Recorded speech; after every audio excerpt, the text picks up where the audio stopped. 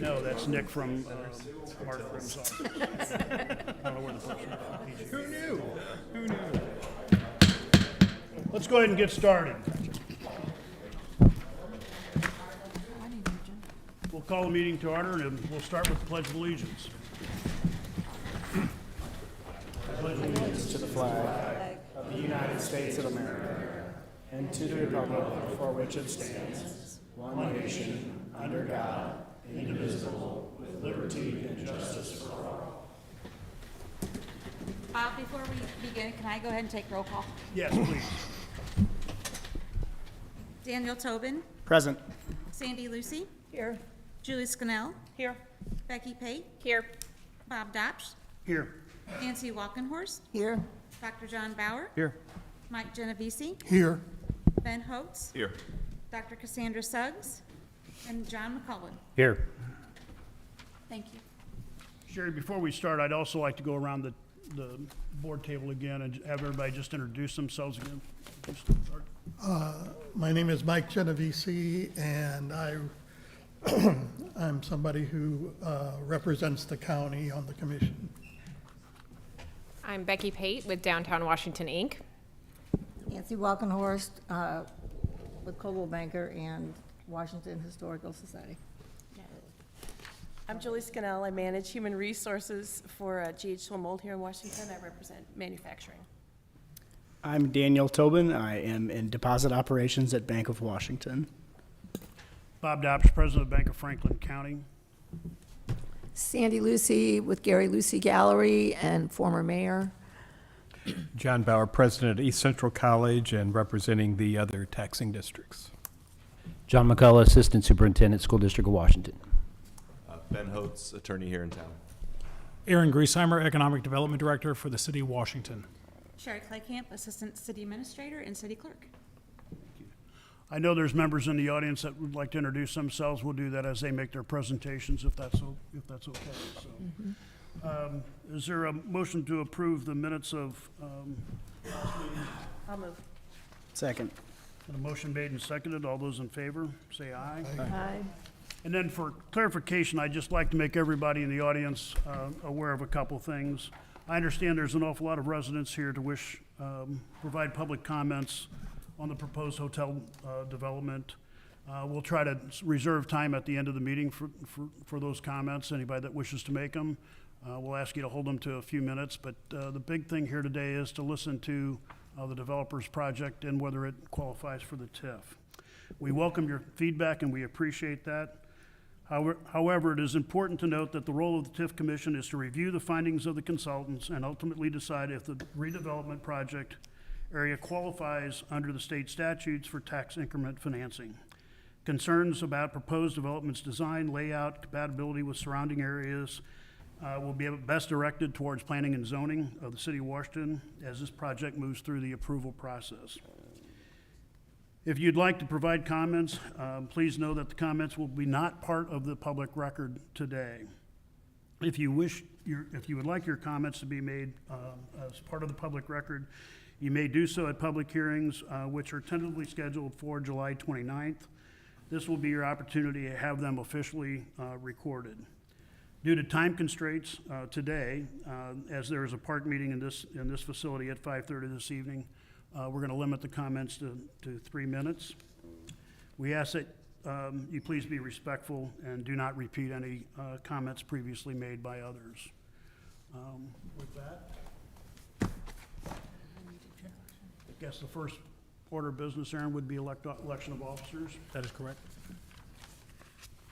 So, entertaining a motion for election of officers. Move that Bob Dopsch be chair. How many officers are we talking? Can I just nominate the entire slate? Yes. Oh, As I'm it sorry. has been? Yes. I'll make a motion, we re-approve the entire slate of officers as previous. Sherry, would you read the slate? So previously, there was 2 other people that were on the board that are no longer serving on the board. Okay, so And we what do- positions were So those? we just need president and vice president. So do you want to? Before, weren't I you? was chairman before. Okay. Were you? So who else is And I just missing? need a VP. I would nominate Bob Dobbs for president and Sandy Lucy for vice president. Second. Second.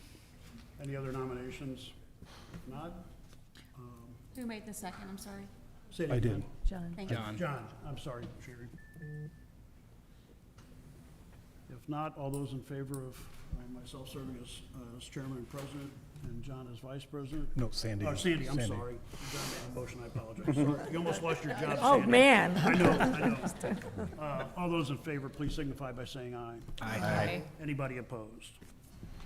With that, do we have an overview of the project?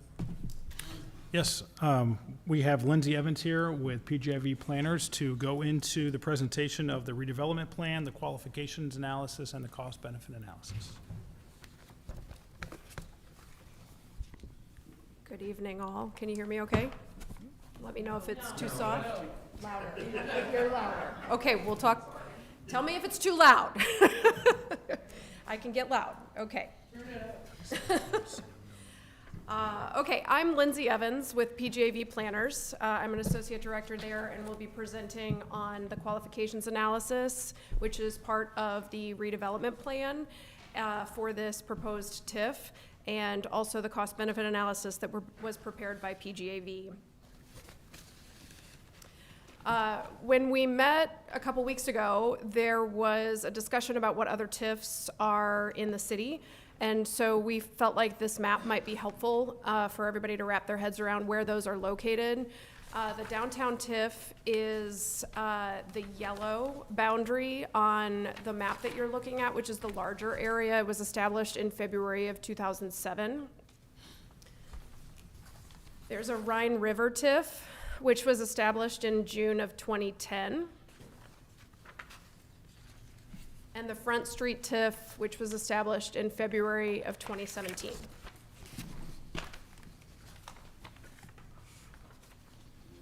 This proposed TIF has a redevelopment area that you'll see on the screen. It's outlined in orange. This is built up of 3 redevelopment project areas. We have the larger boundary, which has the gray shaded hatch. We have a smaller boundary, which is RPA 1, Redevelopment Project Area 1. You'll see that in yellow. That is the current nursing home property and adjacent properties. And Redevelopment Project Area 2 is the current retail and Sonic parcel in the teal color on the map in front of you.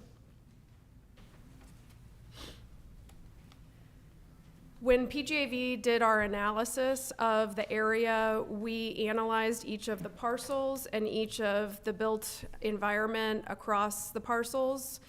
We looked at the rights of way. We also looked at the built improvements on each of the private parcels. You'll see that site improvements deterioration analysis on the screen here. Same orange boundary, that's the redevelopment area.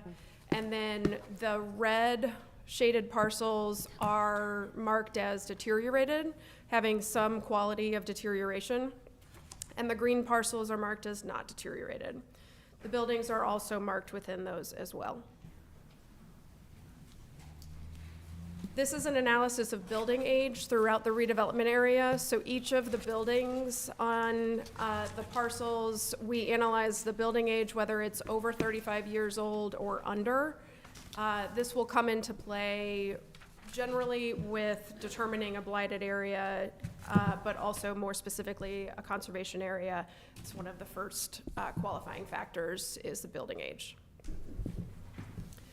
So for redevelopment project area 1 and 2, which is the current nursing home and the Sonic and retail, those smaller redevelopment areas that you saw in yellow and teal, we determined that the blighted area, that the redevelopment project areas do qualify as a blighted area. And the definition that's on the screen in front of you is straight from the statute. The main points are that there's a predominance of conditions throughout the redevelopment project area. Those are insanitary and unsafe conditions, deterioration of site improvements, existence of conditions which endanger life or property. And those can cause an economic or social liability, menace to public health, safety or welfare in its present condition or use. These are a couple of example images of the analysis that PGAV performed. These are examples of deterioration of the built environment, as well as unsafe conditions, lack of separation for pedestrians on the sidewalk, separation from the roadway. The deterioration of buildings, you'll see on figure 10, there's a gutter system that has failed and water damage to the soffit area. And deterioration and insanitary, there are a few areas throughout that are not draining properly and are holding water. And then redevelopment project area 3 is the larger area that was in the gray hatched lines on the map. PGAV determined a conservation area for this larger area. There are two separate definitions within the statute. So this is also a definition, it's just a separate consideration. This requires 50% or more of the structures to have an age of 35 years or more. So that building age map is the data for that item, which may become a blighted area due to one or more of the following factors. So you'll see, and they're listed here, I'm not going to read through them, but you'll see in the full qualifications analysis that the outlined factors that we found the redevelopment project area 3 met are outlined in the qualifications analysis. And a few examples of those are these pictures on the screen. Lack of community planning, uncontrolled and unsignalized pedestrian crossings. There's a number of crosswalks that don't have signals protecting the pedestrians while they're crossing 5th Street. Some cracking along the roadway as well as sidewalks, some deterioration of the built environment, as well as depreciation of physical maintenance, concrete cracking, water intrusion, creating spalling on bricks, and obsolescence, mostly narrow sidewalks, again, unsafe conditions for pedestrians as they're traversing the 5th Street corridor. I'll pause there if you have any questions. I'm happy to answer them. I'm going to go into more of the project information and financial considerations. I'm happy to just keep going, or if you have any questions now, feel free. Okay, cool. So this is an outline of the overall redevelopment project. The redevelopment project is built up, again, of 3 redevelopment project areas. So redevelopment project area 1 is the current nursing home property, potentially being turned into a hotel property with some accessory retail.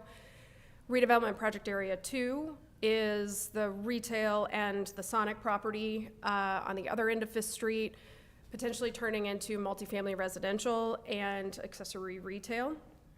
And redevelopment project area 3, again, is the overall area, not including RPA 1 and 2. It has existing residential and commercial components, and it also has proposed public infrastructure improvements and facade improvements by the city.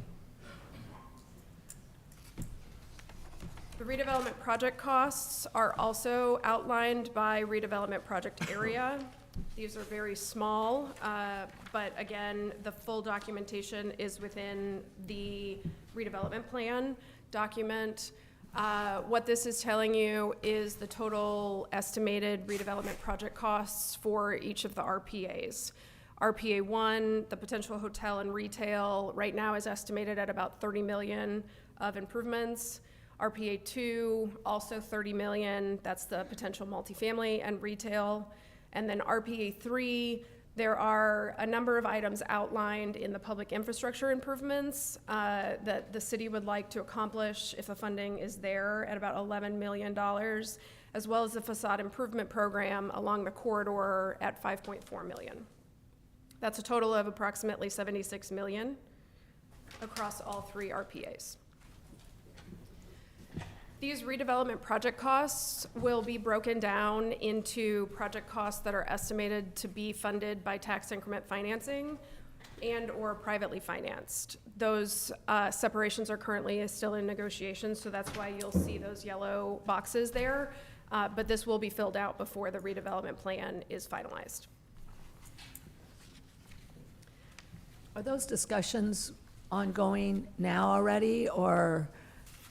Aaron, do you want to talk to the status of those? Yeah, so to your question, yes, those discussions are ongoing. And so once we know the final numbers, we'll share that with all of you. Okay, okay, thank you.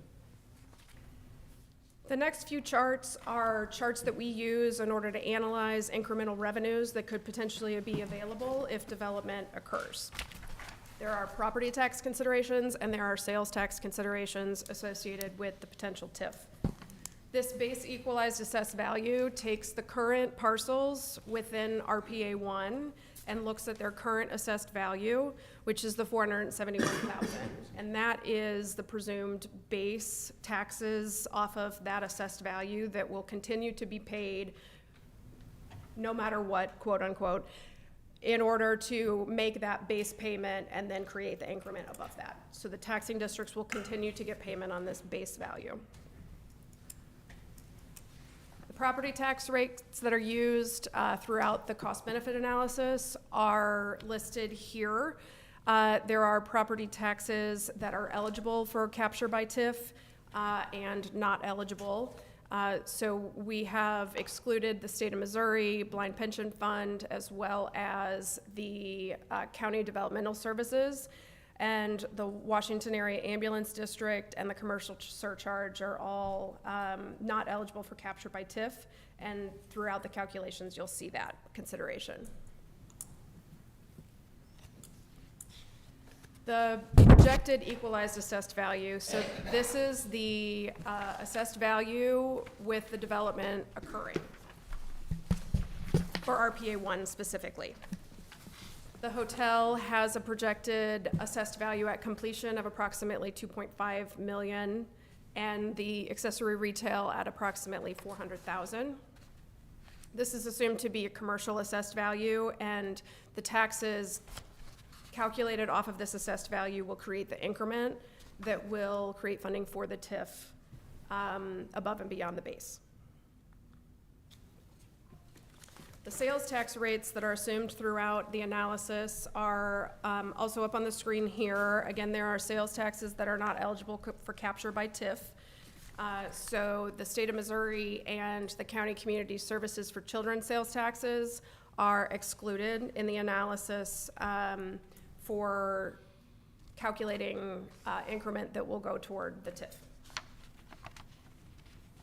The projected sales are based on, again, RPA 1's projected development, the hotel and the accessory retail. We talked briefly about this at the last meeting, but TIF doesn't allow for capture of revenues from hotel rooms. So there are projected sales here, but you'll see for the hotel, they're broken up between hotel room night sales, which are not eligible for capture by TIF, and then just hotel retail sales, general food and beverage, accessory payments, things like that. And then the general retail separate from that as well. You'll see the timelines for these are also outlined in the larger charts within the cost-benefit analysis. Each of these is turned on at a different time, assuming an increment is being created above the base at a different time, depending on completion and stabilization. The emergency services reimbursement consideration is that any ambulance district or emergency services district is entitled to reimbursement of its pilots and EATs. The assumption for this project is that 100% of the pilots will be returned to the ambulance district. They will not be captured by TIF. The current tax rate for the ambulance district property tax rate is 0, so that doesn't make a difference on the calculations, but the city is negotiating that agreement right now to document that if the tax rate were to change in the future. And then 50% of the economic activity taxes, which is sales taxes, will be returned to the ambulance district as well. This is the fiscal impact by year. So all of those assumptions that we just talked through, the base, the increment, property taxes, sales taxes, all fold up into this analysis of an annual revenues that are available above and beyond a base value that will continue getting paid to the taxing districts. The left side of this chart is the real property, and the right side of this chart is the economic activity taxes, AKA sales taxes. This is analyzing the no-build scenario. That's a scenario where nothing happens new, it just stays how it is. The build after TIF, which is assuming that the increment is created and the increment is collected by the TIF and not the taxing jurisdictions. And then the pilots and eats to the TIF, which is the amount that goes to basically the development or the TIF for improvements. So you'll see for real property tax, if nothing is built, if it stays the same, we're projecting approximately $700,000 of revenue to the taxing districts over 23 years. It goes to 27 because the chart actually, a part that you can't see calculates the SID, which is 27 years. So, sorry, I should have hidden those columns. So the real property, no build, 700,000. Build after TIF to the taxing jurisdictions is 1.5 million. And build after TIF, the pilots to the TIF is 2.8 million. And then on the other side of the chart, the sales taxes, no build, again, if nothing happens, assuming $0, there is no sales taxes currently being produced in RPA 1, so that continues to be 0. If the hotel and retail are built over 23 years, the estimate to the taxing jurisdictions is 13.4 million. And if the hotel and retail are built, the estimated amount over 23 years to the TIF is 750,000. You'll notice that that number proportion is much lower than for the property taxes. That gets back to the fact that TIF doesn't collect incremental revenues on hotel rooms. So that's why that number is so much lower. This is also an annual analysis for other taxes that are not related to TIF. Personal property is not collected by TIF, but it is a tax that will benefit the taxing jurisdictions if the project is built. That's estimated at $700,000 over 23 years. And the city tourism tax is estimated at $6.2 million over 23 years if the project is built. This is the same numbers that I just walked you through, but it's by taxing jurisdiction. So it's the property taxes by each individual taxing jurisdiction. The totals are the same, it's just that it's separated in a different way. This is specific to property tax.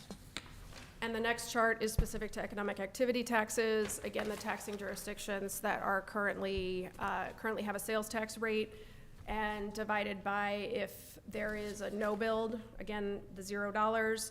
A build scenario after TIF allocation is the 13.4, and then the amount to the TIF is that negative 748, which is a positive to the TIF, but a negative from the taxing jurisdictions. That's why it's laid out that way. So this is a combined 3.5 million to the TIF, which is then used for infrastructure and other projects throughout the Fifth Street corridor? It's used for TIF eligible improvements throughout the corridor, yes.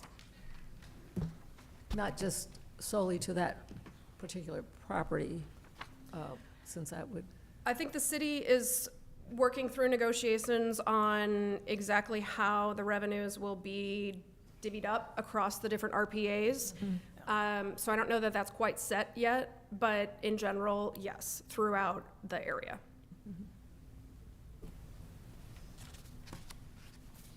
And that's the last slide I had. So I'm happy to take questions.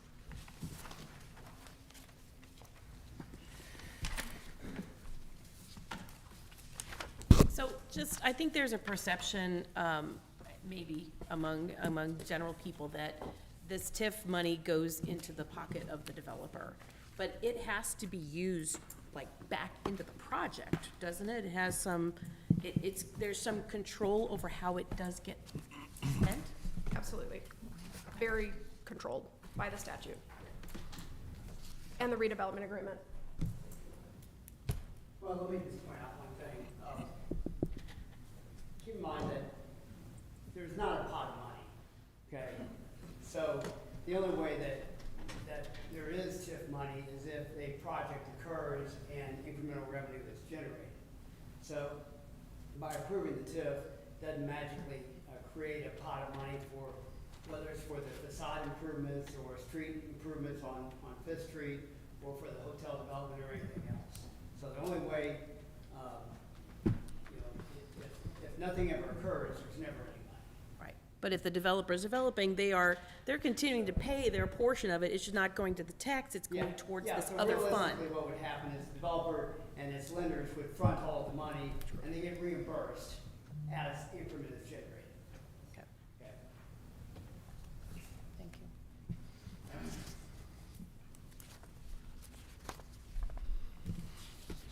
Questions?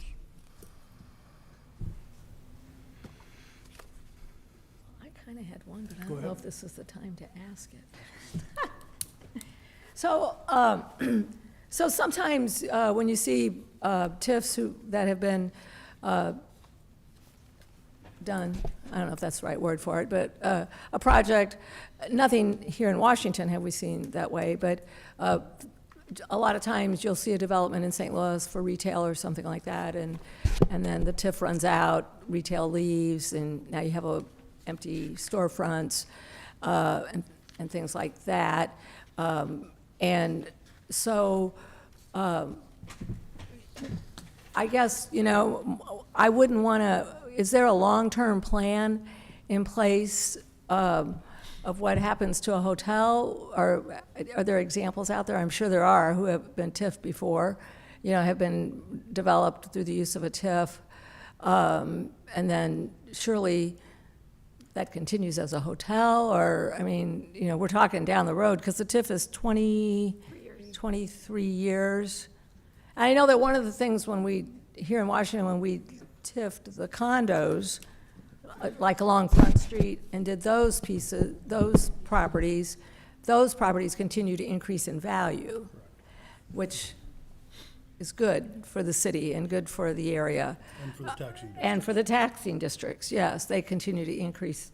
How does that play differently? Or what are long-term, what happens at the end? Sure. Financially, what happens at the end is that the increment continues to benefit the taxing jurisdictions. So once the maximum amount of TIF-eligible costs have been reimbursed, that will continue to go back to the taxing jurisdictions and/or after 23 years has passed.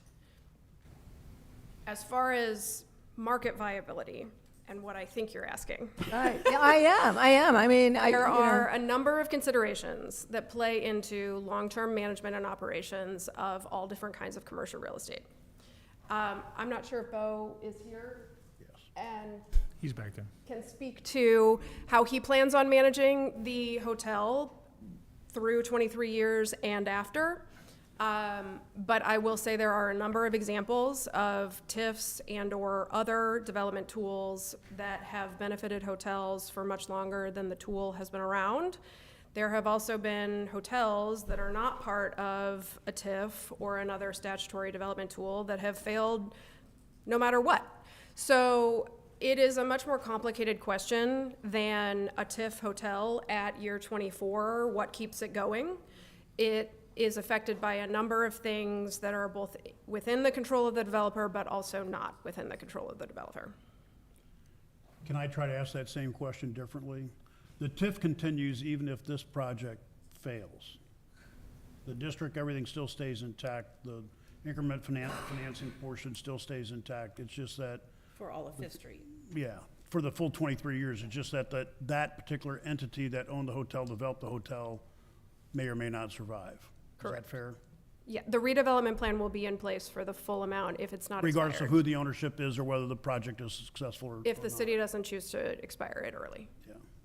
Well, let me just add to that. Typically, the lender is going to have, typically the incentives are Finance. assigned to the lender as part of the collateral for a loan, because if the developer goes bankrupt, the lender, just like all of us have a deed of trust on our house, the lender wants to come in and operate the hotel, acquire the hotel through a foreclosure, operate the hotel, and return it to a standard that will maximize revenues. So on every deal I've ever seen, the TIF revenues and the incentives, CID revenues, et cetera, are pledged to the lender as part of the collateral for the loan. Oh, yeah, Because, so in that regard, the lender's interests and the city's interests are really aligned. Yes. Keeping a high quality and maintaining a high quality. Yes. yeah, and I'm not expecting that to happen at all, but I just, I mean, I have high hopes for this, but, you know, you're like, okay, yeah, and we haven't done a lot of them. No. We're new at this, a little bit, so, anyway. And we've had great success with the previous ones, I feel like, so I really want this one to work as well, so, I okay. had kind of a question too, and I don't know if so the previous TIFs, the property was owned by one person, right? Like, how does it work on this one? Like, somebody buys Domino's Pizza on 5th Street after this is approved. Are there rules they have to play by that are different, or how does that work? Well, no, I mean, the downtown TIF was very broad. I mean, the Bank of Washington did its project, but you had a whole bunch of properties within the downtown Okay, so there were more. redevelopment area. And so every property owner will continue to pay its taxes. They get a tax bill and pay their taxes. Okay, so nothing different. The only question is, do they get reimbursed for a portion of their project costs? And so the city, you know, if the city were to establish some kind of a facade improvement program, I know the redevelopment plan references a grant program, but let's say it's a partial grant program, partial loan program, whatever. So there would be an agreement with, some property owner, Domino's Pizza guy, to improve your facade. Here's, $50,000 to do that. Well, he's going to continue paying his taxes and then get reimbursed for part of his facade improvement costs as time goes by. But every property owner really isn't going to do anything different, or it's not like they get a different tax bill by virtue of being. But the revenue doesn't go to the taxing districts the way it would absent the TIF. They may be paying a bill, but the revenue goes different places than it would otherwise. Yeah, that's right, Dr. Bauer. The revenue, as Dr. Bauer points out, the revenue is captured by the county initially, and then the base revenue, the revenue attributable to the base assessed valuation, goes to the taxing districts, and the rest of the incremental property tax revenue goes to the city for the special fund to reimburse for project costs, whether it's hotel or residential or facade improvement or whatever. Yeah, I just want to clarify, when you say they'll pay their tax bill, that's true, but where the money goes, and for those who are dependent on property tax revenue, it's quite different than what it was before. Yeah, the money is redirected. Or what it would have been if the Yeah, development and occurred, I that's mean. right. Redirected. Incremental revenue is redirected to pay for redevelopment project costs. Good point. Is there anything in the statute that, or has there been experience, do TIF projects ever at 23 years then get extended further or renewed? Or is there a prohibition in the statute from that? No, in Illinois, there's a lot of examples where that has occurred. They use special legislation. It has never happened in Missouri. Okay. So, So the 23 years is a hard stop. yes, sir. Yeah. Do we have any data on the previous TIF districts that we've done, what the increase in total property values throughout those just assessed valuation, what they've increased by? We can find that out. That would, I think that's to the benefit of everybody, because the whole purpose of the TIF is you're hoping that you're gonna spur further development on, that's gonna increase property values throughout that district, even if they're not a TIF, even if they weren't a TIF project. And I know in downtown Washington, we have had, since then, any number of property improvements that have been done that have not been part of the TIF, that have substantially increased in value. So I think that would be an interesting piece to look at, Aaron. Will do. If, like, the county passed some other kind of tax during the time of this TIF, would that fall within the TIF?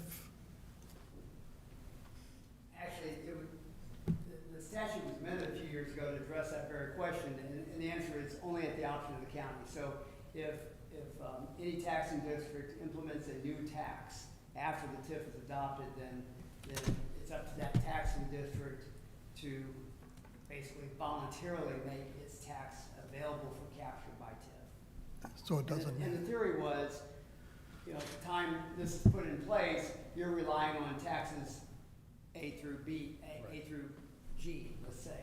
That, you know, you're relying on what you see today. And the developer's relying on what you see today. And so if something new is passed, then nobody was relying on it at the time that the TIF was done. So, actually, yeah, so that was amended a few years ago to make it basically optional on the part of each subsequent taxing district. Mark, does that only apply to a new tax, a new type of tax, or does it also apply to a difference in rate of an existing tax? Yes, it would also apply to increases in the rate. So increases in the levy if the levy goes from, so if a taxing district votes an increase in their tax rate, so it would be a voter-approved increase in the tax rate, then that increased portion would be subject to, not subject to capture unless the taxing district chose to make it. So, And who makes that decision on behalf of the taxing district? The This, governing body, so the county commission. county commission. Or board of trustees or Okay. whatever, the governing body. Gotcha. Which is different from the initial tax, which is made in this case by the city. Correct.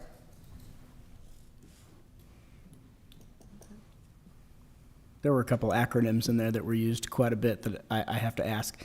Pilots and EATs, can you define those? Sure thing. Payments in lieu of taxes is a pilot. There's also a full definition in the redevelopment plan so that you don't have to memorize what I'm saying. But it's basically the increment above the base property taxes. And then the EATs is economic activity taxes, which is the increment for sales taxes. So above the base economic activity tax is the amount that is collected by the TIF. Gotcha, thank you. You're welcome.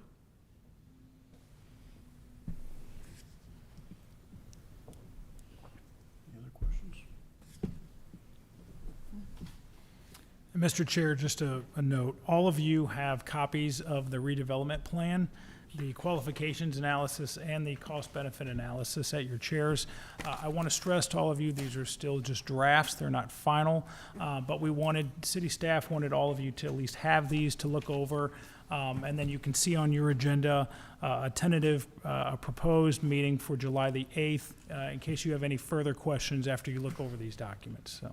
Just wanted to point that out. Just one note, Nate, these were probably rates from 2025. There's always some adjustment. I know in East Central's case, it's a significant adjustment because our debt service is paid off. We have no more debt service starting this year.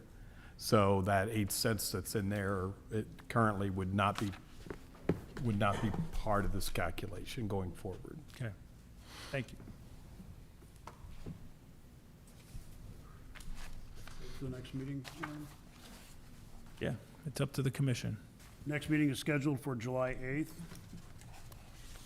tentatively, and then also for July 29th as well, both of which are at 4 o'clock in the afternoon.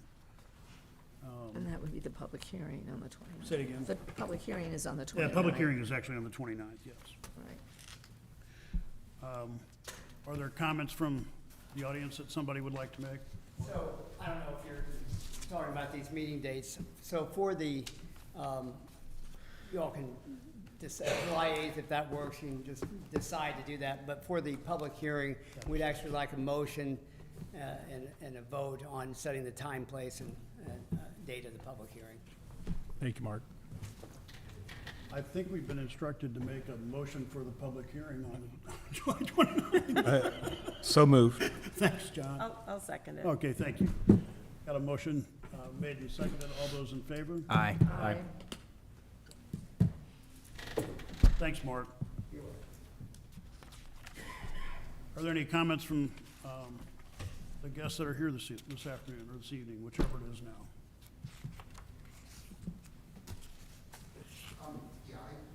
I'm sorry, can you come to the podium, please? Apologies, I wasn't actually sure what the process is for coming and asking questions. I feel like I'm going to turn on this. My name's Jacob Wells. I run a small business called Nerd Court Games out of my home on I'm gonna ask Placer. you to raise the microphone up. Thank That you better? very much. See, Thank you. and then we were all talking back here about not being able to hear them for the same reason. My name's Jacob Wells. I run a small company called Nerd Court Games out of my home on Plaster. We are located literally off of, just off Cedar Crest, right behind the edge of the TIF. We have a lot of concerns about this that I think at the beginning of the meeting you said planning and zoning, those are probably the bulk of where my questions belong. But ones that I have that I believe will belong here. It sounds like there's some hesitancy among the council members about the concept of the hotel. Has the council done any looking into other options like business incubators, parks, anything like that that could take the Cedar Crest spot? So I can address that. So, Mr. Wells, thank you for being here. So what the city did was we actually sent out in the newspaper, we asked for proposals from developers for the redevelopment area that you see here on the screen. And this was the only proposal that we got, which was the hotel.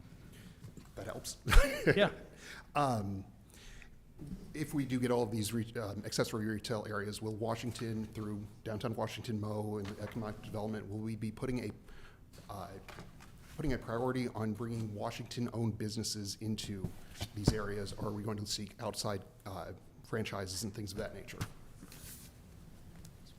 Can you repeat that, please? Yeah. So I'm asking basically, if we end up with all these accessory areas, are we going to be looking for small businesses that are owned by Washington locals to move into these accessory areas near these? Because I know that one of the missions of Washington, we love our small businesses. We have an extremely high inside city bounds spend. Are we going to put a priority on putting Washington-owned businesses in these proposed areas? I can't answer that question.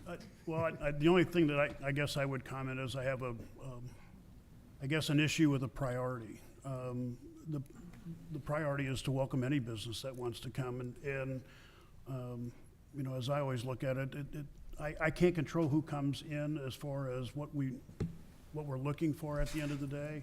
As Aaron said, we went out and asked for proposals and we received one. Bo is actually a local, quite honestly, so I think we do have a local developer that is a part of this project. So I don't know that I would distinguish between somebody local versus somebody from outside. Franchise, when you use the word franchise, we have an awful lot of local people that own franchises at the end of the day. So again, I would be very careful of that word as well. But and I'm not trying to wordsmith, Jacob. that's Please fine. don't misunderstand me. That's fair. That's Yeah, a really good point because I know. But I think we welcome any and all businesses at the end of the day. I mean, all these properties are owned by whatever individual owns them. So, Very- we don't have any say in who they sell it to. Yeah. So I mean, the property has It's not to our- sell it's not our before it pro- comes it's to not- us. It's not our property. Yeah. I mean, I'm still learning things. So I understand. Yeah. Yeah, no. It makes sense to ask. When will all of the plans, traffic reports, blighted studies, all of these things be available for this TIF? Well, the blighted study's in here. isn't Yeah. it? I think blighted we've already seen because Some of of Cedar it. Yeah, Crest. you've So already seen let's that. ignore that So it one. goes to the next step. There's a process for all this. The step for the developer here is for the TIF commission to actually either approve or deny the blighting of the property. And then from there, then it would go to the city through normal process in terms of planning and zoning and permitting and, you know, those things, which we do not control. Sorry, I have two Does more. that, I promise. no, that's okay. Does that Yeah, help that though? does. That does. That helps. So my last two, what is the explanation of how this is going to pass the but-for test? Would this project be possible without establishment of a TIF? I think that's the question we're That's trying the- to answer. Ah. I mean, Okay. again, I We're on the same apologize, I'm page. not, but that's really the question is, does this project move forward without a TIF? Okay, because that's the concern is, Yeah. just to wrap up, because I know I'm hitting my 3 minutes. Living on Plaster, we are concerned already at the amount of traffic that comes through. We are concerned at a lot of the potential of this. We would feel a lot better if, in this process, that those of us that back up to the Cedar Crest and around that property got say in how this goes down, at least as far as the roads, all of these things, because right now there are bus stops along this proposed corridor that would be impacted by the construction. There's kids, there's all of us that live there, And we're very worried about how this is going to impact not just us, but our neighbors over on 6th that do back up, and the potential expansion of this back passage. I know, obviously, in the plan, the TIF can't really extend past that, but we have concerns and worries, just, you know, I think general anxieties that go along with any big development project that happens. And the other kind of goofy question is less for you guys, more for you guys. Has the specific Marriott brand been selected to be used in this project if it does move forward? I don't think any of you would know that. That's why I was like, oh, I'm going to turn around and ask. Yeah, we have to. Bo's shaking his head. Bo, no? Okay. He's shaking. I didn't think so, but it was one thing I asked because there's a huge, wide range inside of Marriott. But overall, I agree with we need this TIF.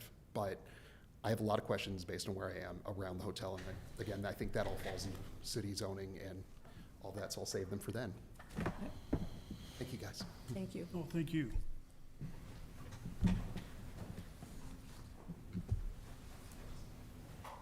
Any other questions or comments?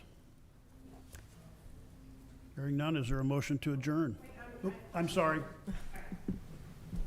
I don't know how educated I'm going to sound in asking this question, or these questions, but I'm just curious. I live on Stafford, not far from Plaster, so my animals play there, my neighbors, friends, and kids, and everybody plays over there. It's a rural housing area, and this does not seem to be taken into consideration that we are people and families that live in this area, and we raise animals and kids and have families, and it's normal and quiet. So this is not making that seem like any more of a possibility, and I don't see where any consideration was done for any of our neighbors about this proposed project.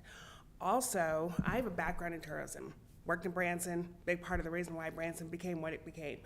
So I'm familiar with what hotels and infrastructure and all the things that have to come into play. I am having a hard time understanding why a hotel of this magnitude, why we think that we can keep it constrained in this one little, area where that's not going to have to be, you know, there are service lots or parking structures or other elements that are part of a hotel that's going to actually take care of and accommodate tourism, right? And business and the community. I have a hard time seeing how this area where Cedar Crest is going to be amenable to that. Does that make sense? Sure. So those are my, I mean, I only have initial, I'm just recently learning about this project proposal anyway. So I'm also curious about what kind of a SWOT analysis was done in conjunction with this project. All of these details, I mean, the things that I had to come up with whenever I was putting together things for Branson, right? You know, I mean, if you know anything about Branson, you know that one of the big mistakes that Branson made was not forecasting the infrastructure problem that was going to have and pushing that big growth, that big boom. It was a huge problem. I was there through that. I don't want that same problem to be taking place here where we live. So those are my questions, comments, concerns. And will we get to see these plans on paper? Like, can we hold them, look at them, study them? Well, they will be at planning and zoning, and they will be at. So we can have them on paper, so we can look at them at our homes and, you know, discuss amongst ourselves what questions we might all have It's the same together. process that is done for any other project at the end of the day. So in the we can city. see them. Okay. This- You'll have to come to the meeting. yeah, Right, you'll have but to I come- want to like hold a piece of paper. So, I mean, you know, we all learn differently, we all retain differently. I like to look at stuff, so. I don't know that I can answer that. That's really a question for staff, but I can tell you that the same process will be used for this as there is for any other project. Okay. So to be dialed in tuned, and contacting you all of the time. Okay. Sandy, during your time as mayor, there were That- feasibility studies on hotels in Washington that said that we should build or could Yes. support. Said that there- Yes, Right, yes. Absolutely that could feasibility support feasibility it. for Washington, but feasibility study for Fifth Street by Plaster, by Stafford, by, you know, that's a whole different, you know, understanding. Sure. I really appreciate you sharing the wisdom of your experience and everything that you saw happen in Branson, because nobody wants that, No, right? So I thank you. I appreciate you bringing that to us. And please come to more meetings and continue to bring that. Oh, no, absolutely. And now that, I mean, I'm just learning of this project, quite honestly, to be very, forthcoming and open, transparent with you. So I want to be more involved with this. I mean, believe me, I understand that growth is necessary.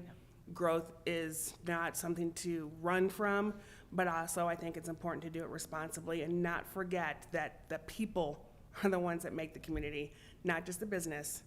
And I don't want it to be all about money. So those are my thoughts. Thank you.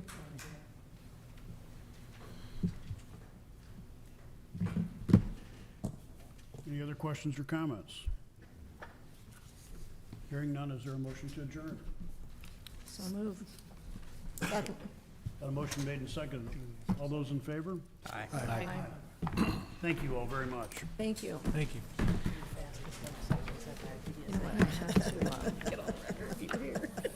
I'm real good about sitting. I'm excited. I'm sorry, I didn't mean to answer questions when they were yours. You're not going to offend me. It's gonna be a. Well, that, It's just a fundamental I'm going to come back and misunderstanding say this is only our side. purpose of this spot. If we all got together months ago and said, we should build a Marriott. Yeah, exactly. Dr. Sykes gets started July 1. Maybe, When the mayor we called can me, call, but maybe I if we didn't can know. try to get together a couple days